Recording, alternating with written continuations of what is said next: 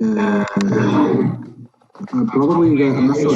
I was assuming, but I think you guys need to know like the oxygen data. This is the thing that you will be dealing with every single day. So you need to know which one is higher, which one is lower on the scale when we discuss oxygen requirements for patients.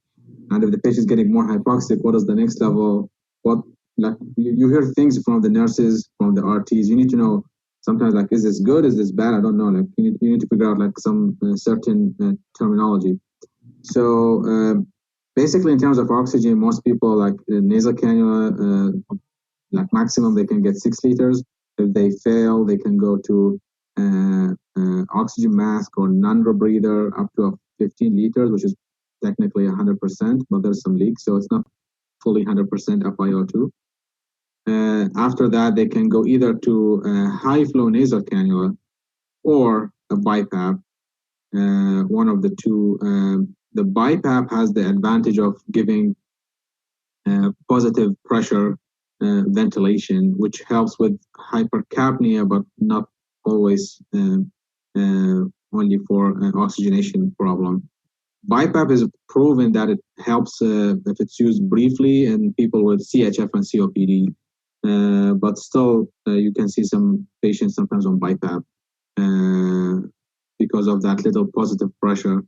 But high flow is usually the next step. Most scenarios, I see people from nasal cannula, they just jump to high flow, and they go all the way up from 40% all the way to 100%.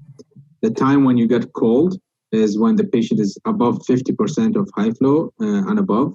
You will see the calls coming to the ICU. You need to make sure that all the so you give oxygen. I mean, I can technically be on high flow right now, but probably I don't need it. So you need to make sure, like I can put high flow on myself, but I'm not dying. I'm already saturating well on room air. So you need to wean off. Usually the trick is to tell the RT like, hey, please wean off for a target saturation of 90%. They try to wean off gradually, and then you will see many patients like on like 100% high flow, which is not necessarily needed. So you might avoid an upgrade to the ICU. So that's one of the tricks that you do when you assess a patient. You need to titrate down for a saturation of 90%. That's all you need. Once you figure what is the oxygen requirement, that is the real oxygen requirement. So if the patient requiring high flow or BiPAP above 50%, it seems like they are kind of critical. They are watchers. They might head towards an intubation. So intubation, that's where the discussions happen about the code status, intubate, not intubate, time-limited trial. Will the patient make it or not? So that's where we usually go there.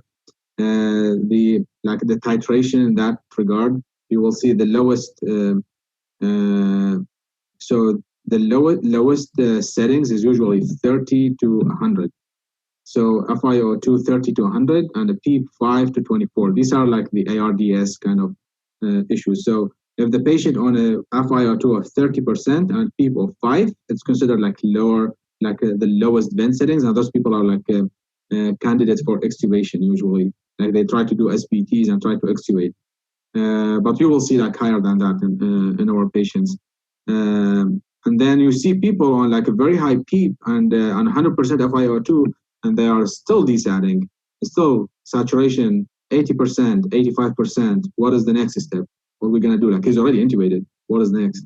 So you do more sedation. You try to make them synchronize with the ventilator, and that will give them a better oxygenation. It works. You give them like a propofol, until like the RT is kind of like happy with this synchronization. You keep sedating them until they are knocked off and like fully synced with their ventilation. If they are not fully synced, you do paralytics,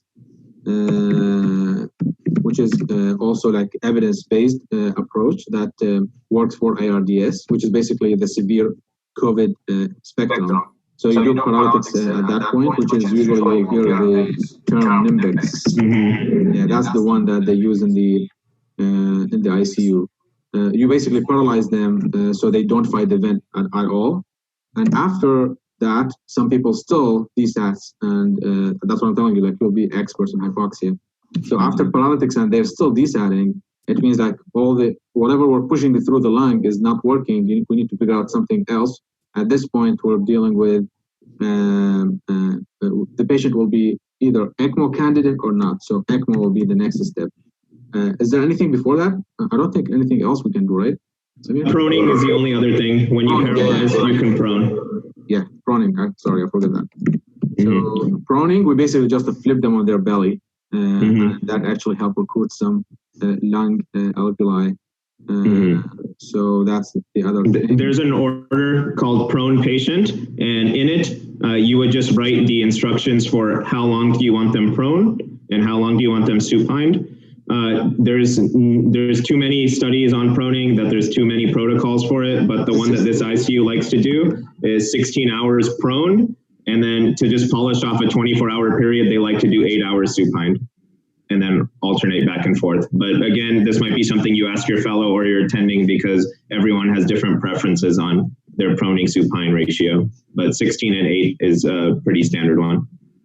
Yeah, so this is the ladder. This is for you to know, like, where is the patient heading up and down through this ladder. So these are the steps. Most of the time, you will be dealing with more sedation, paralytics, proning, and thinking about if the patient is young and he can make it. They might consider him for ECMO consult, and there is an ECMO team with attendings, and they evaluate if the patient make it for ECMO. There was like a very happy story with that pregnant lady on Bluetooth. She's pregnant with a twin, and she had like a severe COVID, and she was eligible for ECMO. And they did ECMO, and she stayed there. I'm not sure like how long, but she's been there for a while. And then she made it. She's actually decannulated and she's extubated. She's just like dealing with the withdrawals from the sedation. But she made it. And we basically we were supporting 3 people at the same time because like herself and the twin in her belly. So it's kind of like one of the happy stories in the middle of this crazy times. But yeah. Any questions so far? I hope like we covered as much as we can. These are a couple of things here. This is my patient list code. So if you see here, I'm gonna show